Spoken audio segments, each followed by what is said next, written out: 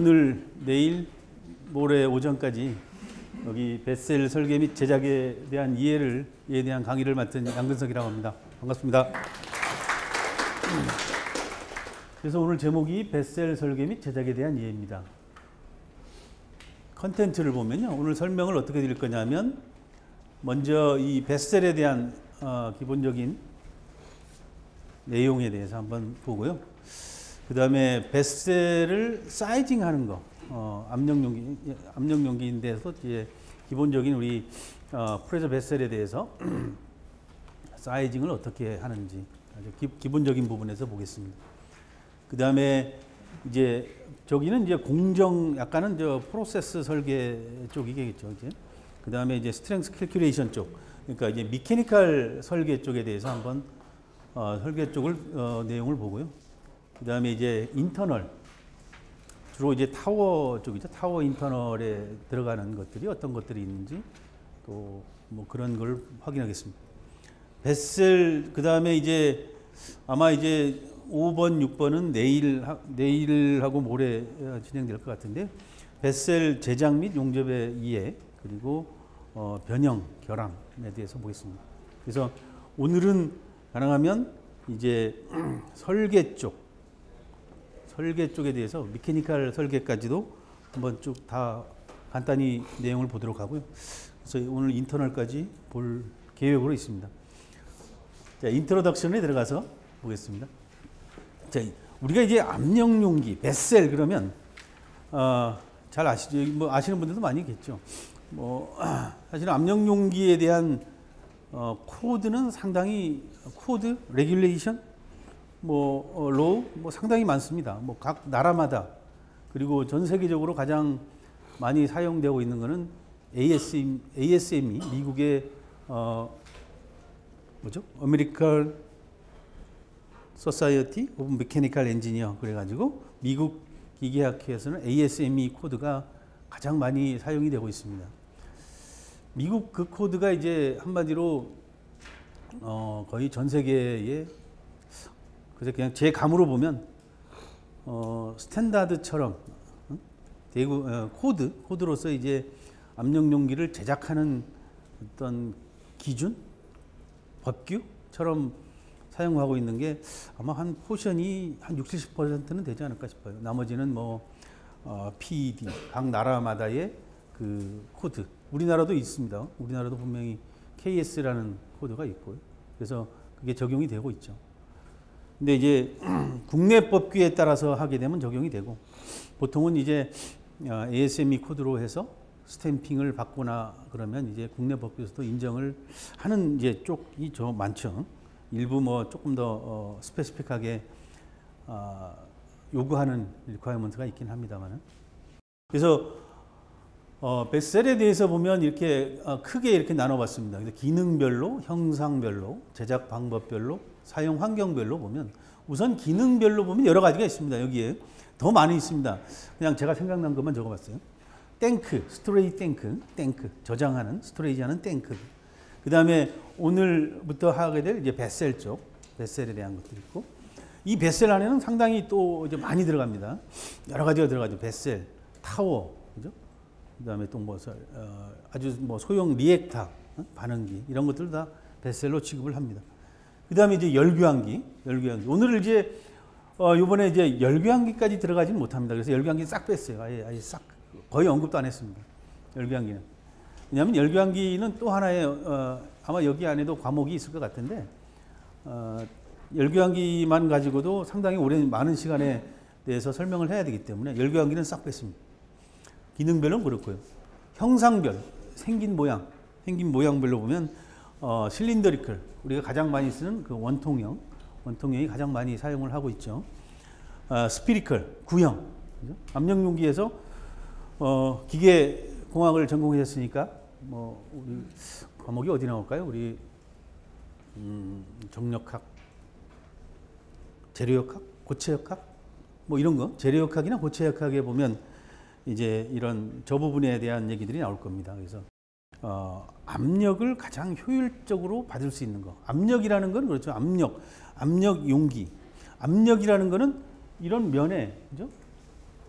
수직으로 항상 수직으로 붙는 게 이제 작용하는 게 이제 압력이죠.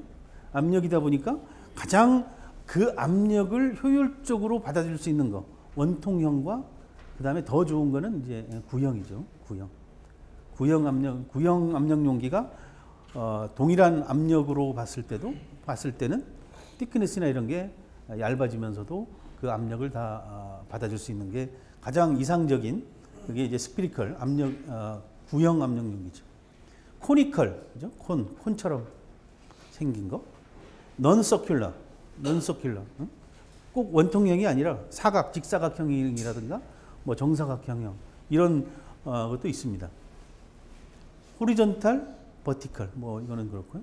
제작 방법별로 보면 뭐 모노월, 싱글월로 만드는 거. 그다음에 멀티월 여러 가지 레이어드로 해서 만드는 것도 있습니다. 포징을 해서 포지드. 그다음에 캐스팅 주철로 해서 만드는 거. 사용 환경별로 보면 이제 크라이오제닉 그러니까 저온 아주 낮은 온도에서 사용되는 거. 낮은 온도에서 사용된다 하는 거는 이제 기체를 압축을 해서 보관을 하거나 하게 되면 그 기체를 아주 낮은 온도에서 압축을 해야죠. 그죠? 그렇게 해서 사용할 때 하는 그런 크라이오제닉, 스팀 서비스, 그 다음에 러셀 서비스. 러셀은 이제 우리가 독성이라고 하죠. 독성. 그 다음에 베큐um, 진공에서 사용되는 거. 그 다음에 fired, unfired, fired 히터라든가 이런 건 있지만 사실은 ASME 코드에서 fired 쪽은 취급을 하지 않습니다. unfired는 베셀로 취급을 하는데 unfired, 그 다음에 스테이셔너리 고정용, 그 다음 모바일 움직이는 거. 예를 들면 탱크로리 이런 것들 모바일 이런 것도 있습니다. 호리존탈 베셀에 대해서 보면 이렇게 생겼죠. 많이 보셨죠? 여러분들 잘 알고 계시죠? 용도는 보면 이렇습니다. 프로세스 운전에 따라서 유체를 일시 체류시켜서 기체와 액체를 분리하거나 유체의 흐름을 안정적으로 되도록 한다 하는 게 이제 호리존탈 베셀. 베셀에 대해서 예를 들면 투페이스 여러 가지의 혼합된 물질이 들어와서 거기서 분리가 되거나 또는 흐름을 안정시키는 역할을 합니다. 이 그림에 대해서 뭐 한번 그냥 이 베셀이라 그러면 아주 심플하게 저기 생긴 모양은 참 심플하게 생겼죠. 아주 쉽잖아요. 저게 뭐 그래서 잘 모르시는 우리 분들 예를 들면 저희 회사 내에서 뭐 프로젝트 하시는 분들이라든가 아니면 다른 쪽에 좀 아주 공정 설계하시는 분들, 공정 설계하시는 분들 아닌가? 아무튼 그런 분들은 야 이거 뭐 이런 거 하나 만드는데 뭐 그렇게 사람이 많이 필요하고 뭐 그렇게 신경이 많이 쓰이는 거야 이런 얘기 합니다. 근데 이제 사실 이 굉장히 위험한 그죠? 저게 터졌다, 그죠? 압력을 받고 있는데 터졌다. 그럼 아주 문제가 크죠. 우리가 이제 하이드로 테스트, 그 다음에 뉴매틱 테스트 있죠. 그런 거죠. 뭐 테스트를 하면 이제 하이드로 테스트, 수압 테스트, 수압 검사 시험, 뉴매틱 테스트, 공압, 그죠? 공압. 두 가지의 이제 문제는 뭐냐면 두 가지의 이제 차이점이 큰 차이는 뭐냐면 뭐 압력을 좀 수압으로 보면 좀 더 많이 주고 공압으로 보면 조금 1.1배를 주고 그러죠. 문제는 위험성이죠. 위험성. 물, 우리가 이제 H2O, 물은 압축이 안 돼요, 그죠? 압축이 안 돼. 그러니까 이제 압축 에너지를 갖지를 않아요, 별로. 근데 이제 공압은 어떻습니까? 공압, 공기, 특히 공기는 막 압축을 하면 과목도 있던데 컴프레서 막 압축을 해서 빵빵하게, 그죠? 우리가 이제 제가 예를 드는 게 이렇게 예를 듭니다. 그 풍선, 그죠? 풍선, 빵빵하게 빡 했다가 안에 물을 넣고 퍽 하면 얘는 그냥 퍽 이러는 거죠. 퍽 이러죠. 그냥 불어서 어떻습니까? 불어서 빵빵하게 불어서 빵 소리 나죠, 그죠? 그 뭐죠? 폭발하는 순간에 그 폭발 에너지가 굉장히 크다는 얘기죠.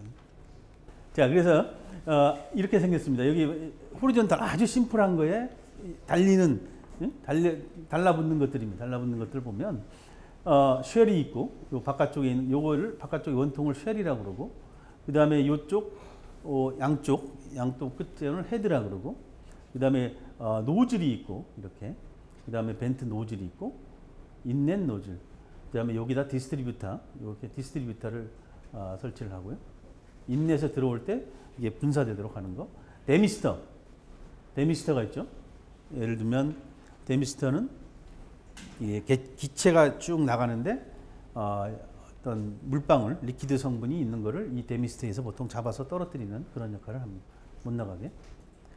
그 다음에 서포트, 새들, 부트, 레그, 그 다음에 드레인 노즐, 여기 이제 맨홀이 있죠, 맨홀. 그 다음에 리퀴드 아웃렛 노즐, 뭐 이런 식으로 이렇게 구성이 됩니다. 이게 이제 하나의 아주 기본적인 압력 용기, 그다음 그것도 이제 호리존탈 베셀이죠. 베셀입니다. 아주 심플하게 생겼죠. 뭐 저거 하는데 뭐 이렇게 오늘 한 이틀씩이나 하나요? 뭐 2.5일씩이나 하나요? 할 수 있습니다. 근데 저도 이런 압력 용기 설계 쪽을 한 20년 해서 뭐 이것만 한 게 아니고 뭐 타워라든가 열구향기 뭐 이런 거 했습니다만 아직도 잘 모르겠어요. 사실은 잘 모르겠습니다. 그래서 여러분들한테 제가 얼마만큼 설명을 드릴 수 있는지 모르겠지만 어쨌든 간 저도 잘 모르는 부분이 상당히 많습니다. 준비를 하면서도 이제 이 강의를 준비를 하면서도 그동안에 제가 많이 했으니까 오랫동안 했으니까 내가 설명하는데 참 쉬울 거야. 그런데 날짜가 다가오면 다가올수록 왜 그 콩콩콩 가슴이 떨리는 거 있죠? 야, 상당히 힘들었습니다. 그다음에 여기 이제 이렇게 이런 식으로 크게 보면 리퀴드 레벨이 있고 이렇게 되어 있습니다. 자, 버티컬 베슬입니다. 버티컬 베슬은 용도가 조금 다릅니다.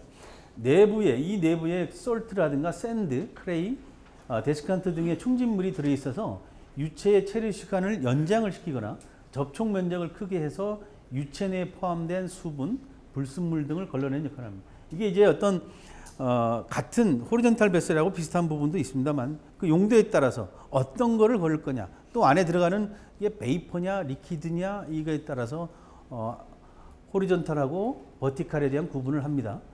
그래서 여기도 마찬가지로 이렇게 형상이 생겼고 아웃렛 노즐이 위에서 보면 쉘, 헤드, 양쪽에 헤드, 밑에는 서포트, 맨홀, 데미스터 있고 이런 식으로. 뭐 비슷하니까 이렇게 와이어 메쉬가 있고 마치 트레이 안에 트레이가 들어가 있는 것처럼 있습니다. 좀 더 보면 여기에 더 붙는 장치들, 그러니까 퍼머넌틀리 붙는 거 말고 어떤 계기류들 또한 어떤 화재에 대한 아니면 또 내부의 압력이 어느 정도 되면 터져주게 하기 위한 그런 이머전시 벤트라든가 이런 것도 이렇게 붙습니다.